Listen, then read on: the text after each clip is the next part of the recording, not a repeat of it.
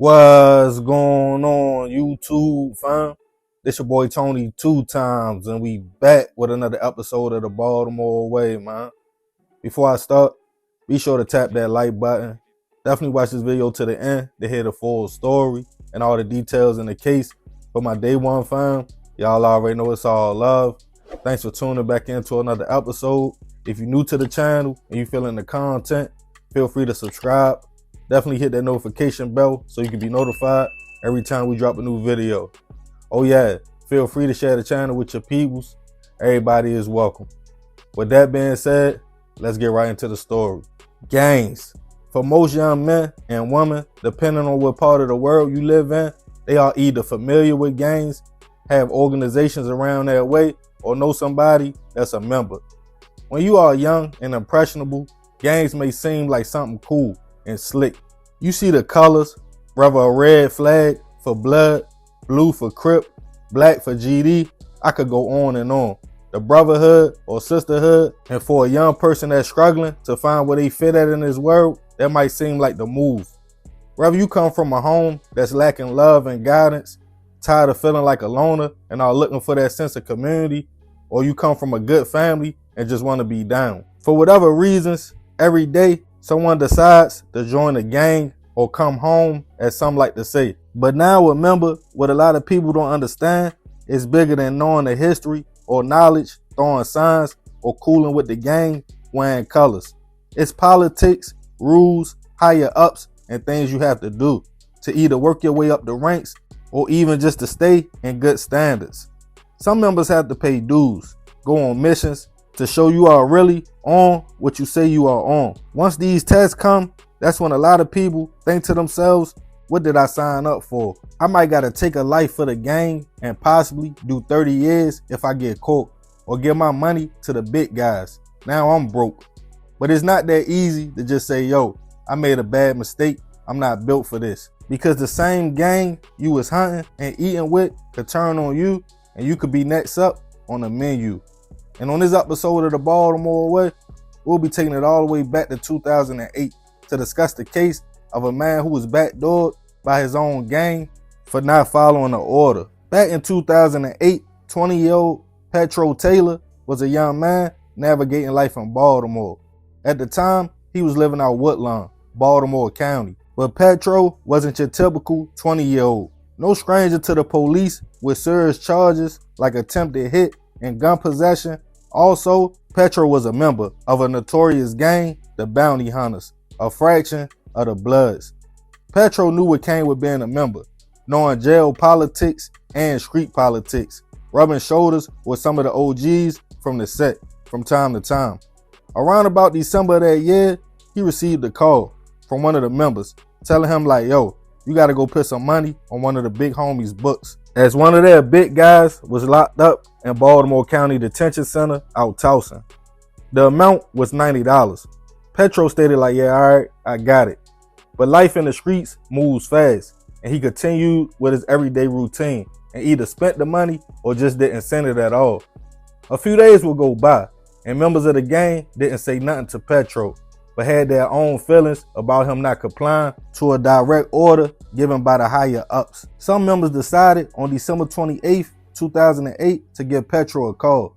They stated like, yo, we got some females, we gonna all meet up, chop it up at the Red Carpet Inn in Northwest Baltimore. He stated, all right, bet, not knowing the meetup was about him not sending the money. In attendance were 4 females, including at the time 17-year-old Gretchen Rogers, 19-year-old Tanisha Lawson, 20-year-old Sierra Plows, and also another teenage young lady. Also 4 men, including the oldest, 24-year-old Anthony Williams, 18-year-old Devin Melton, 20-year-old Lawrence Walker, and 18-year-old Dominique Boone. As they discussed their plan to violate Petro, he showed up to the room. After a brief conversation about the commissary money, he quickly realized he was called to be disciplined. As everybody started putting hands and feet on the young man, Petro passed out, and they all thought he was gone. The gang decided they would wrap him up in a blanket from the room, then just transport him out in a car. The plan was to take Petro's body to the infamous Lincoln Park in Baltimore. The park was very well known for bodies being dumped there. When the gang pulled up, they heard something though, coming from the trunk. Petro was still alive and moving. They then opened the trunk and one of them proceeded to stab the man over 30 times. Then they pulled him out and set a fire before leaving him. A few days would go by. Then on December 30th, a utility worker who was working in the area discovered what he thought was a person laying in the grass. He called police, who responded to the scene and quickly realized they had a homicide on their hands, and the victim was Petro. He was wrapped up in a blanket with phone cords all around him. One officer recognized the name of the motel wrote on the blanket, the Red Carpet Inn. They went to speak to a housekeeper who stated they were missing a blanket, pointed to the room and claimed just a few days prior there was a lot of young people in the room throwing what they described as a party. Police got surveillance video that showed everybody leaving the room, even walking out with Petro wrapped up in a blanket. Hours later, police got a name of one of the suspects, Tanisha. She was picked up and taken in for questioning, and within a few minutes, the young lady started talking. She didn't hesitate to say exactly what happened to Petro and the names of the other gang members. They all were picked up and questioned for their roles in the slam. Everyone stated they did participate, but they was just doing what they was told. They claimed it was supposed to be a warning, a simple violation for not sending the money, but it quickly got out of hand. Most of them pointed to the oldest, Anthony, as the mastermind, and some of the members involved were teens at the time, with the youngest being 16. Everyone was taken into custody, charged with first-degree hit and other charges. But before trial, a bunch of the members decided to turn state and testify, as Anthony, since he was the oldest, was being pointed to as the person who told everybody else what to do and how to do it. 3 of the men involved received life sentences for their cooperation. 10 years, all suspended but 3 to serve in prison, and all the women the same. Anthony fought to the end before taking an Alford plea and receiving a life sentence, were all suspended for 30 years. Most people felt like the case wasn't being taken seriously and more time wasn't given because Petro was a known gang member. But either way, rest in peace to Petro. I send my prayers and condolences to his family. Nobody deserves to go out like that, especially over $90. I'm sure he thought his gang had a lot of love for him and wouldn't do nothing to him over a few dollars. He took a picture days before the situation, and I know for a fact he didn't see that coming, or he wouldn't have even went to the room that night. It's a cold world with different rules and their lifestyle. Me being familiar with the politics, I'm sure if they didn't violate Petro, all of them probably would have faced violations. It's always the man above the person you think is the man, which usually ends with the blind leading the blind, with everybody trying to fight for position, thinking they all standing for something that's righteous, just to end up crashing out, taking one of their own, then telling on each other when things get real. But I'm gonna leave this one open for discussion. Y'all let me know y'all thoughts on the situation in the comments. Yeah, man, crazy story. Rest in peace to that young man. I definitely send my prayers to his family. But I ain't gonna talk too much more about this one. That's another episode of the Baltimore Way. I appreciate you if you made it to the end. It's your boy Tony 2 times. Love, fam. I'm out.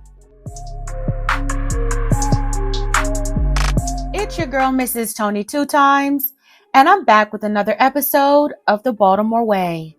In this video, I'll be discussing the heartbreaking story of 14-year-old Chandretta Griffin, a young life stolen after a forbidden relationship turned fatal. But before we get into this video, please hit that like button. Also, make sure you subscribe if you haven't already and join the Tony 2 times family. Tap that notification bell so you don't miss any future uploads. And of course, feel free to share this video with everyone you know. All right, let's get into it. In April of 2008, the city of Baltimore was shaken by the loss of a 14-year-old girl whose future seemed so bright. Chandretta Griffin, a 7th grader with a warm smile and big dreams, was found gone inside an East Baltimore row house. The man responsible was just 18 years old and somebody she had only recently met. Chandretta was the youngest of 5 siblings. She loved hanging out with friends, listening to music, especially her favorite song, Dun Dun by Shawty Lo, and shopping at Aeropostale. Her favorite color was yellow, a reflection of her bright personality. Her family says she stayed close to home and away from trouble. She was the kind of child who was the happiest surrounded by loved ones. At Booker T. Washington Middle School, she was well-liked and full of energy. After the tragedy, Chandretta's classmates created a heartbreaking tribute to a life gone too soon. On the morning of April 14, 2008, Baltimore police were called to the 1900 block of North Patterson Park Avenue at 9:12 a.m. Inside the basement of a row house, they found Chandretta of the 1900 block of McCullough Street lying in bed with nothing on from the waist down, with a single shot to the right temple. She was pronounced gone at the scene.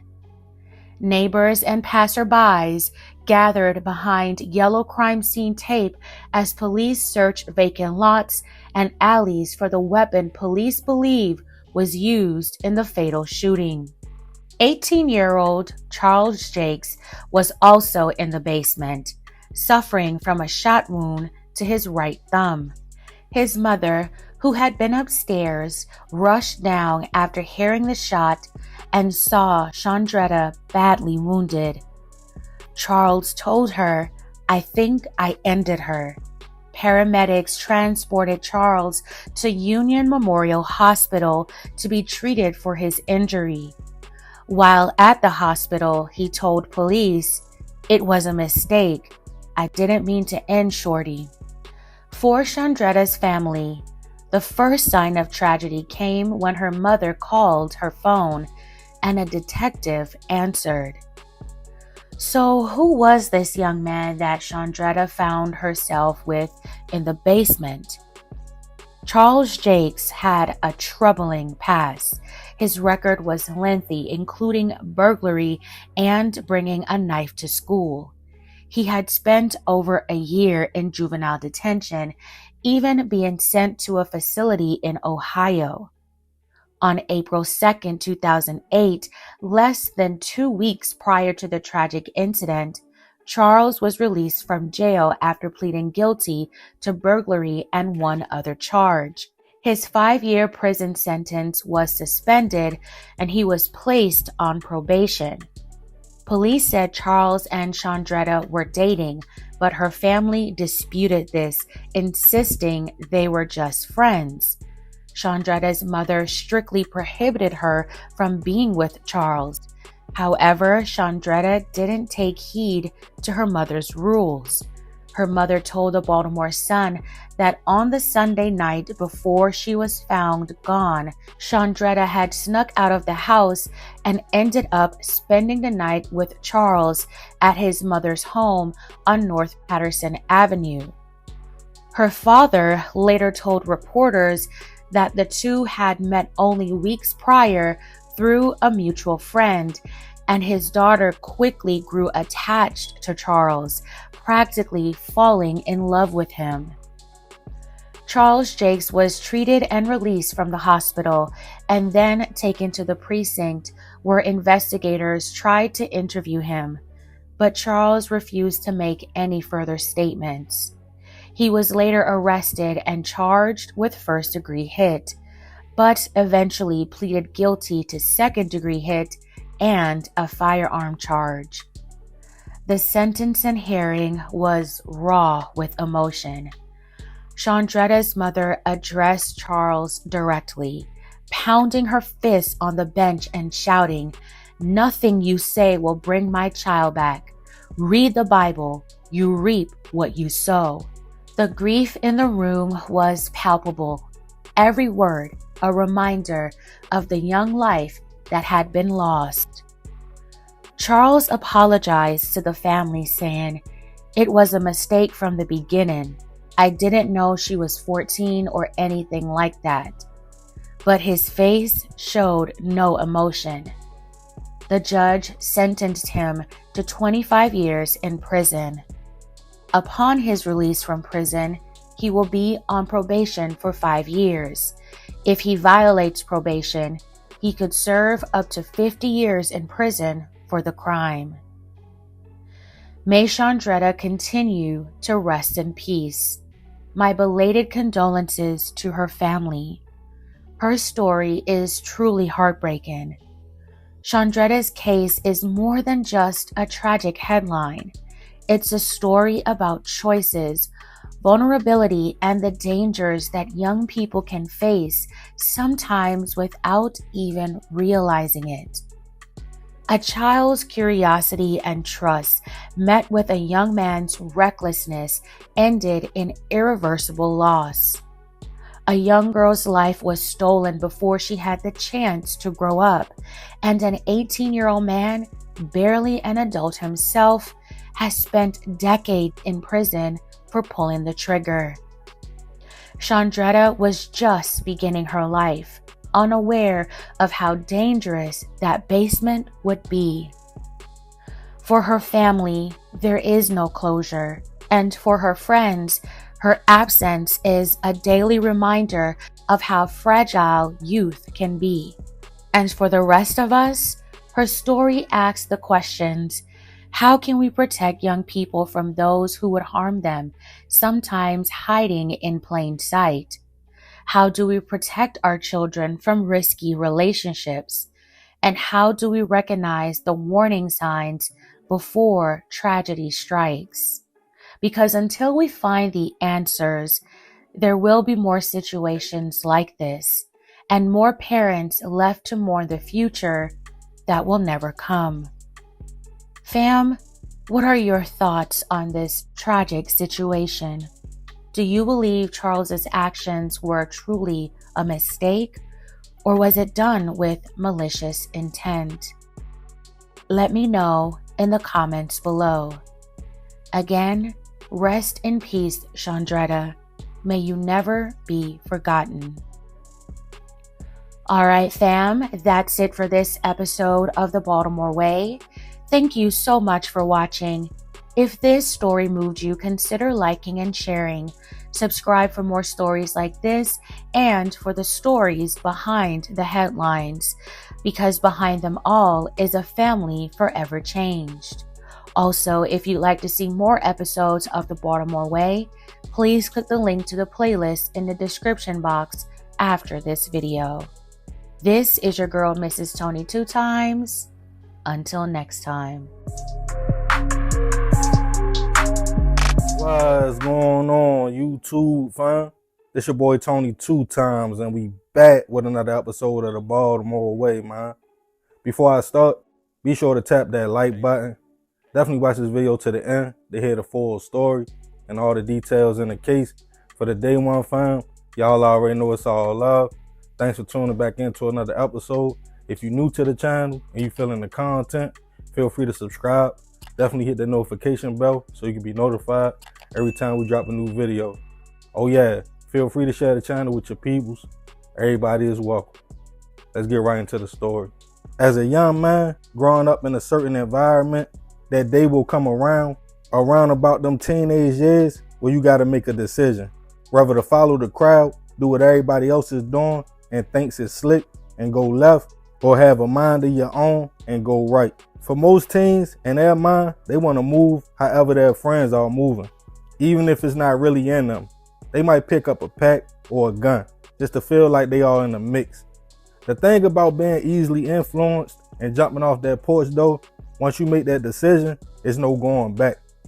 Every inner city youth has a different story. Some come from good homes with good parents. They might just live in a rough part of town.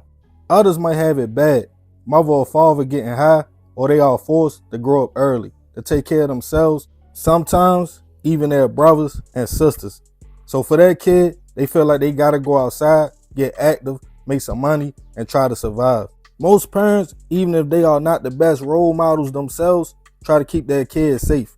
Give them advice to keep them on the right track, out of that cage, or even worse, the ground. But at a certain age, when your little boy or girl is no longer interested in staying safe, but they want the street life, most parents pray and say, okay, just be safe out there. But as a teen whose brain is not fully developed yet, unfortunately, we don't know the choices we make today can affect our tomorrows and other people's. And a split-second decision can change everything. And on this episode of the Baltimore Way, we'll be discussing the case of a DC teen's crime spree that came to a fatal end in Baltimore. About 6 months ago, Quante Spinks was an 18-year-old man navigating life in Washington, D.C. He was still enrolled in high school and trying to figure out his next move. Quante had recently caught a charge in the district after him and his homies got caught in a stolen car, but it was nothing major and he was released. Now at a crossroad to go back to school, get a diploma, or stay in the mix, Quante would make a decision. In September of this year, him and his guys decided they would hit Baltimore, but nobody knew them. As soon as they hit the city, they turned up. On September 12th, the young men started pulling up on different people, mostly in downtown Baltimore, hopping out with Blicks and robbing them. That same day, they traveled from Ricerstown, where they hit one lick, to downtown, where they pulled another move. After that, the crew pulled up on a person on Light Street and demanded money before multiple shots went off, hitting the victim. Fortunately, they survived their injuries. But within a few hours, Quante had went from a high school kid to possibly a 40-year sentence if caught. But it had just begun. Now after banging a gun in downtown Baltimore, they needed a new vehicle because the crew was getting hot. They saw two men walking out of Royal Farms on Russell Street and upped the gun, taking their car. BPD would start receiving reports of multiple crimes happening minutes apart, with the suspects matching the same description. But the crew kept going. Just 2 days later, on September 14th, a 36-year-old man named Antonio Peebles would be out with his girlfriend on a night on the town. The two decided to head to Harbor East. They were standing outside of an exclusive restaurant close to midnight when a car pulled up fast and a man hopped out demanding everything. Protecting his girlfriend and refusing to kick it out, Antonio told them, like, yo, go ahead, before multiple shots went off and a woman could be heard yelling as the car sped off. People in the busy area heard the commotion, heard the woman call for help as a man was laying in the street, and they called BPD. They responded to the location to find Antonio suffering from multiple gunshot wounds. He was rushed to a local hospital, but unfortunately, he wouldn't survive his injuries. Witnesses back at the scene told police it was a robbery attempt, and after the man refused, the shots went off. Just a few minutes later, police received another report of another carjacking on Orleans Street, in which the men involved also matched the description of the shooters in Antonio's situation. As abandoned cars were found around the city matching the reported stolen cars, they were all searched for evidence and fingerprints. In one of the vehicles, police found a receipt, and the name on it was Quante. Also, surveillance video from Harbor East caught the whole incident. As days went on, people in the mostly safe neighborhood spoke out on how surprised they were somebody was that bold to take a life and let off shots right in that area. You would think after that, the crew would fall back, but one more carjacking would take place on Packer Street. As police ran fingerprints and the name found on the receipt, they zoomed in on the suspect, now 19 years old, Quante Spinks. Baltimore police worked with DC police to locate the young man, who was initially picked up for questioning. He was suspected on being involved in 2 carjackings and also the murder of Antonio. But while being questioned at the station, Quante confessed to everything, from robberies, carjackings, the attempt, and the hit. In total, over 6 different situations, in which police were investigating more. As his bail hearing came around, his attorney tried to fight for the young man. He asked could he be released and return back to school and finish up, but the judge felt like he was a threat to society and denied bail. Baltimore police are trying to implicate others in the situation, but as of now, Quante is the only one in custody. Rest in peace to Antonio. I send my prayers and condolences to his family, definitely his girlfriend, who had to witness that traumatizing situation. Quante just 6 months ago was a high school student, only facing a petty joyriding charge. But instead of saying, alright, let me focus on school, he allegedly made a decision to come to Baltimore and go on a crime spree, in which I'm sure he didn't think at the time would end with him fighting a first-degree hit charge, an attempt, multiple carjackings, and robberies.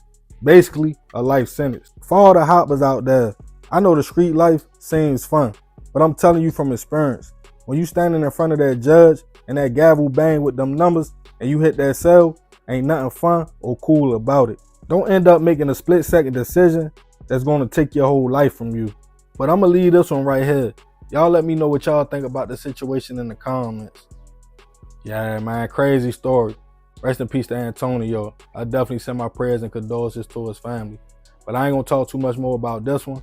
I appreciate you if you made it to the end. Y'all already know it's all love, fam. This another episode of the Baltimore Way. It's your boy Tony 2 times. I'm out. What's going on, YouTube, fam?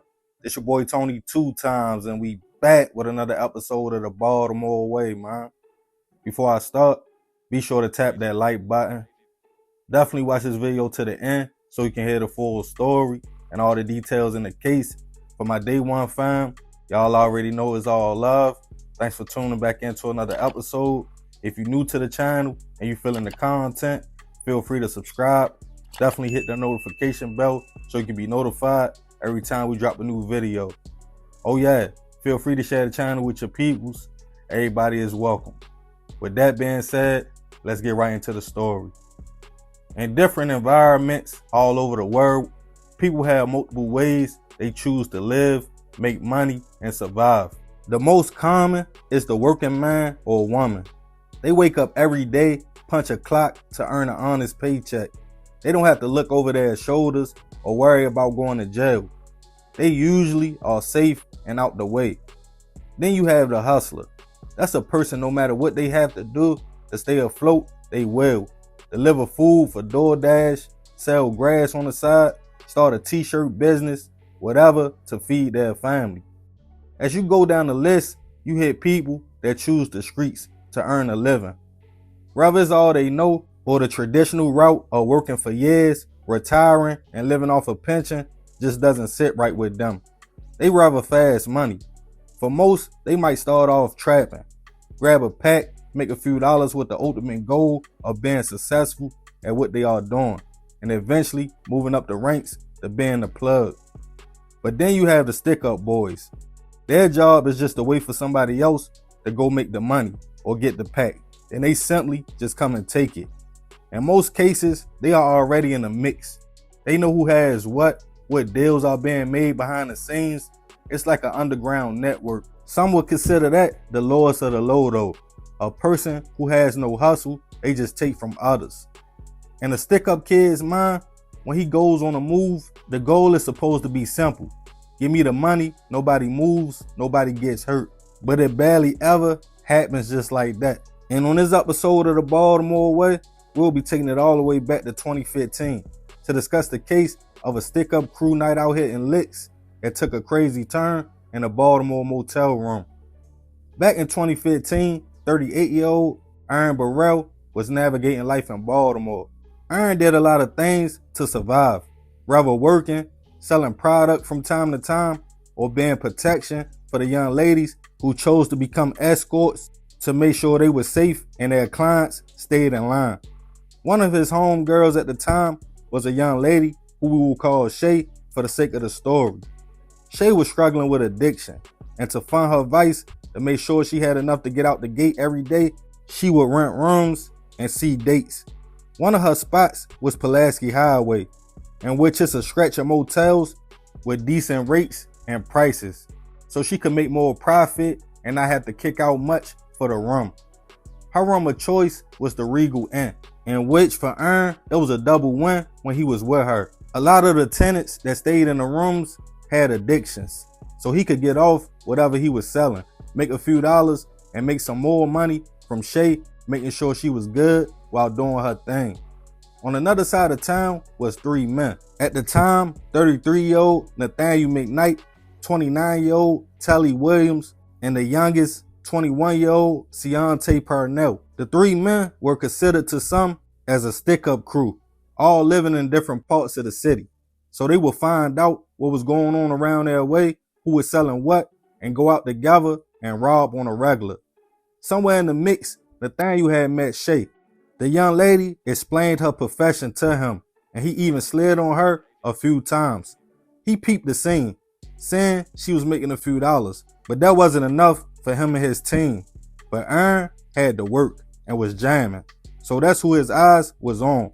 After seeing him shake and bake in multiple motel rooms on Pulaski, not just the Regal, the Siesta, and the Executive, he asked Shay what her peoples was selling, cause he might want to cop something, and she said everything. That was enough for Nathaniel to bring the move back to the team. In the early morning hours of January 25th, 2015, Nathaniel requested to meet up with Shay. Thinking it would just be him like usual, she agreed, and her protection Aaron was also there.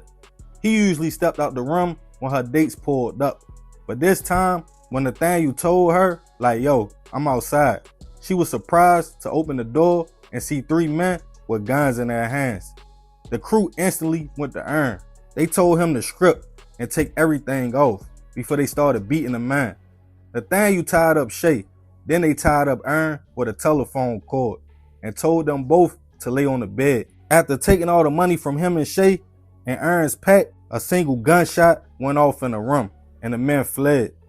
Baltimore County Police was called to the location. When they arrived to the room, they found Aaron tied up, suffering from a single gunshot wound to the forehead.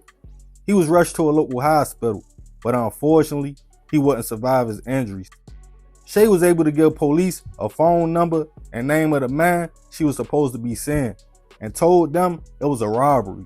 It wouldn't take long for the homicide to hit the streets, and informants that knew the crew came forward. One of them stated they was talking to one of the men and heard them say, like, yeah, yo, we ran up in the room, everything went smooth, we was leaving, but then Telly turned around and shot him in the head. With that, all 3 of the men were tracked down and taken into custody, charged with robbery and first-degree hit. As their cases started making their way to trial, Nathaniel and Ciante decided they would take it all the way, but Telly decided to cop out, admitting the state had enough evidence on him for a conviction. For his role as the shooter, he received 80 years. Nathaniel's trial was longer, as the prosecution pointed to him as the mastermind who made the fatal call. The jury agreed, and he was found guilty and sentenced to life without the possibility of parole. Ciante was also found guilty on first-degree hit, but during my research, I couldn't find out how much time he received. Rest in peace to Aaron. I send my prayers and condolences to his family. That's the thing about the streets. Even if you are just trying to hustle, stay low, out the way, under the radar, it's wolves out there. And when you catch their attention, it's hard to shake it. As far as the crew, I know Nathaniel and Ciante probably ask themselves every day while sitting in that cell, like, yo, why bro shoot? In reference to Telly. They had the money and product and was out the door. But that's the thing. When you pick up them guns and go on a lick, you never know how it will end and play out. Thinking it's easy, go get the money and go. But some people buck the robbery. Some got guns themselves. I even know somebody who lost their life robbing somebody under the influence, drinking, and the person who they was robbing was able to take the gun, and the robber ended up being the victim. It's a dangerous game, especially if you are with a crew. You don't know what the next man will do. But I want to leave this one open for discussion. Y'all let me know y'all thoughts on the situation. Leave it in the comments. Yeah, man, crazy story. Rest in peace, that man. But yeah, I ain't gonna talk too much more about this one.